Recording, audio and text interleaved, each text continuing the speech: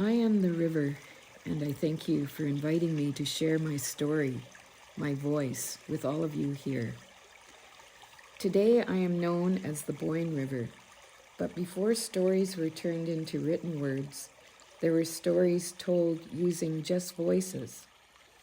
This is oral history, and it is believed that the Indigenous most certainly had a name or perhaps many names for me.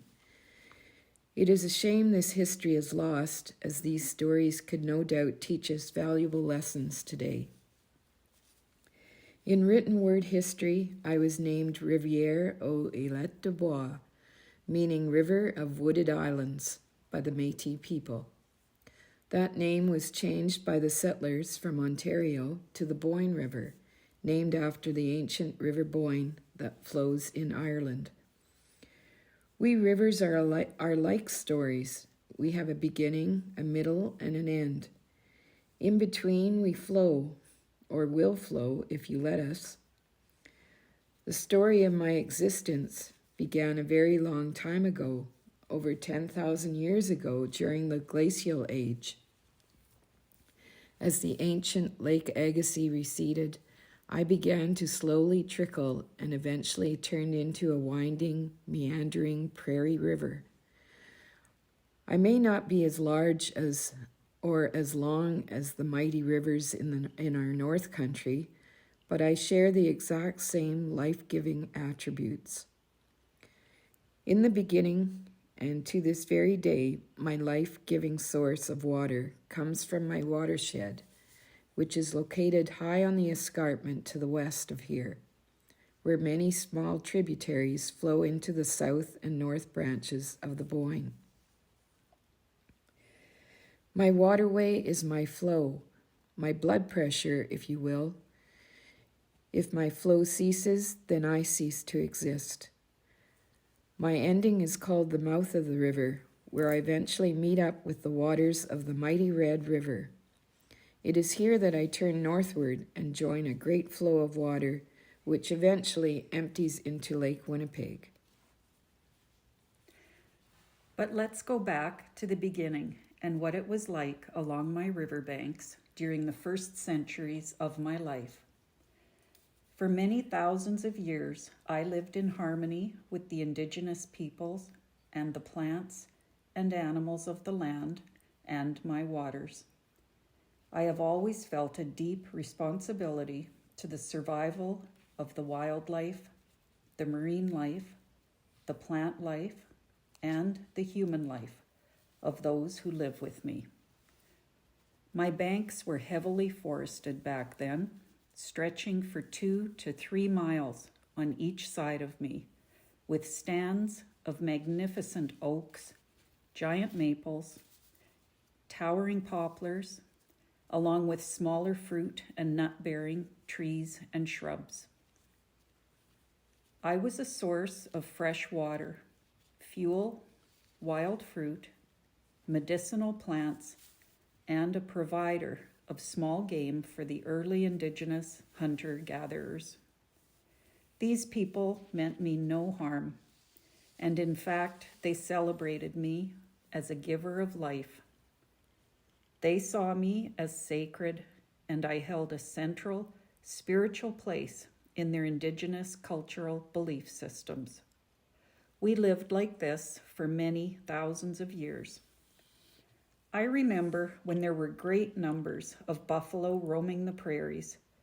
They carved a migratory pathway right across my waters, just 1 mile east of present-day Carman. They came to feed on the hay of the great marsh that lay northeast of town.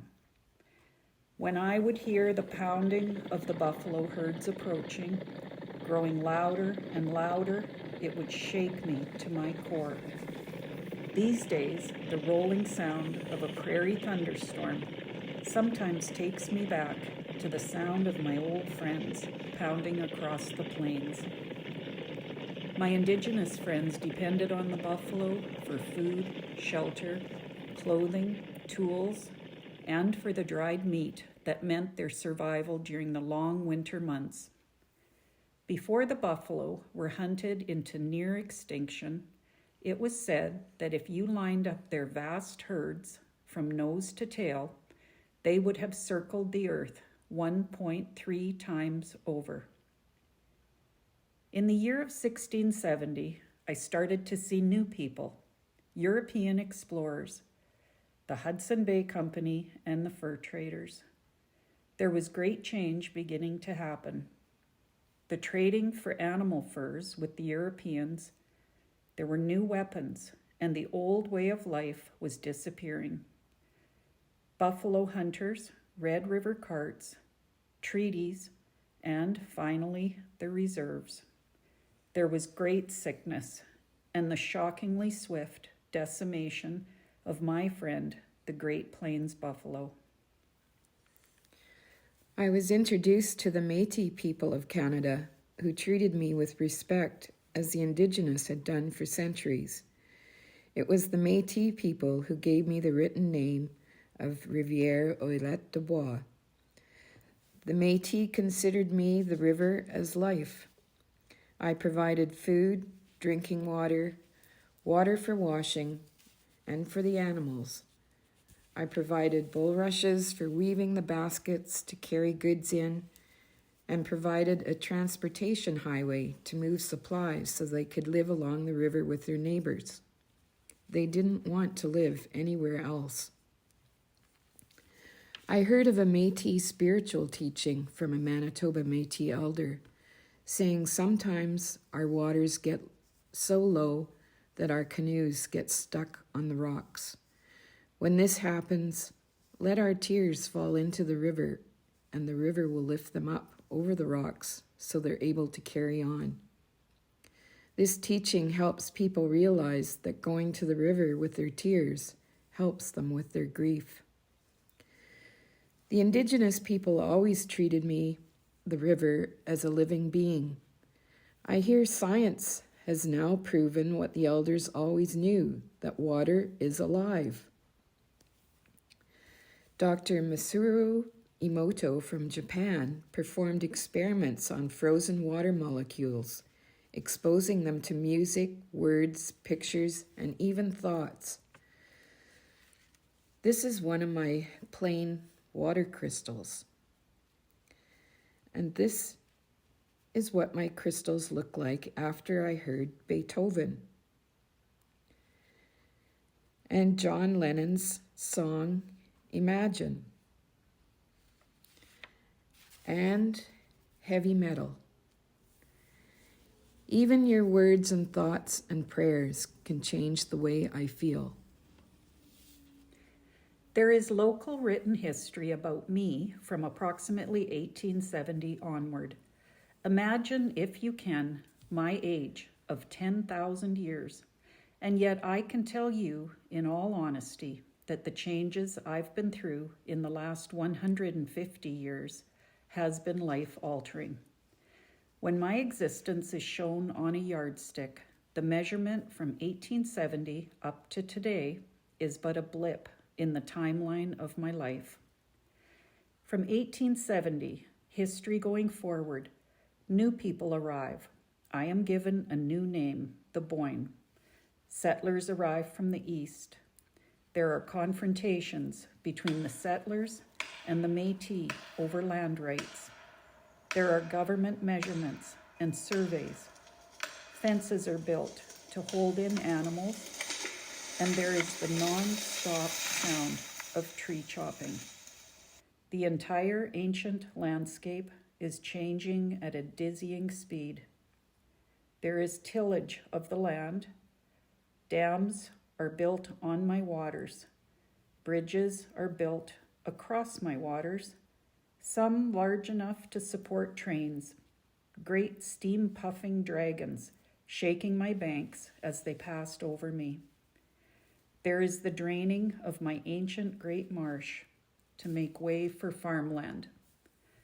There is pollution in my waters. They are drawing out of my waters and draining sewage back into me. My waters were no longer looked upon as sacred. They were looked at as a reason to settle along my banks. I was largely viewed as a commodity. to be used with speed in a multitude of ways. During this very short time, in relation to the time of my existence, as I flowed along, a silent witness to all the change, I realized that I too may now be in danger. I have seen people all through time floating in boats on my surface, but in the summer of 2018, I watched with interest as more people in bright-colored boats began paddling up and down my waters. Then a handful of people started to have meetings and talk about me. They made some plans and dreamed and pondered on ways to promote me as a natural resource of great value. In the year of 2020, as my waters froze over and the western red turtle sank to my bottom, as he always has done, to bury in and hold his breath until spring returns, a great silence I had not heard in over 150 years descended upon earth. The people went inside their homes, closed their doors, and rarely came back out. Very few vehicles crossed the bridges over my frozen terrain. Even the jet planes were no longer skywriting their messages overhead. In my long history, I'd seen other times such as this, times of great sickness and fear. I lay frozen in the silence of the world, watching and waiting. One day, a family came out of their home and slid down my riverbank and proceeded to build a skating rink on my icy surface. They strung up lights from the trees to illuminate the dark nights. A little further down and around the bend, a woman ventured out of her home and started to build another rink. Then these two neighbors built a path between their rinks. Soon there were more people coming out of their homes to build places to play on my surface. The path of connection grew and grew, and eventually there was over a dozen rinks and miles of skating and walking paths. There were sounds of ice skates and hockey games, children's laughter, and adults calling out greetings to each other as they walked and skated and played up and down my length. There were babies in toboggans and even bicycles and teenagers skating in the dark of night with bobbing lights strapped to their heads to light their way. There were days when 300 to 400 people were counted on my frozen waters, all protected from the winter winds by my riverbanks. I swelled with pride and hung on to my icy surface for as long as possible that winter to give the people the hope they so needed to endure this time in history. It seemed as if the people had rediscovered me and I was being cherished once more. Spring returned, as it always does, and new life gave hope, and hope gave way to new beginnings.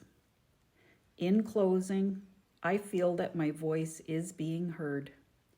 I hope our history going forward will read that you preserved and left behind a valuable natural wonder. I hope that future generations take up the torch to respect, protect, and honor me as a life-giving resource. Thank you for listening to my voice.